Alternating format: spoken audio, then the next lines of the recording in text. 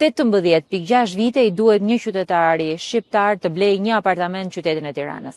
Është bërë e papërballueshme dhe 18.6 vite pa bërë asgjë tjetër, pa llogaritur kursimet e jetesës, shpenzimet, taksat që rriten çdo vit, vetëm duke kursyer për të blerë një apartament. Çmimi i apartamenteve në qytetin e Tiranës nga viti në vit është rrit me 41.6%. Është rritja më e madhe, jo vetëm në rajon, po edhe në vendet e tjera të Bashkimit Evropian. Vendi më i afërt ka një rritje prej 20%.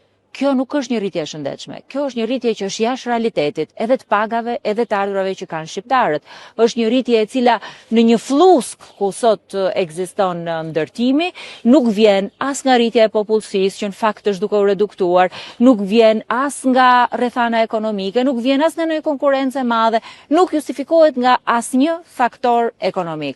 Justifikohet vetëm nga pastrimi i parave që kanë kthy ndërtimin në një sektor sot me rritje fiktive, por të papërballueshëm për qytetarët shqiptar.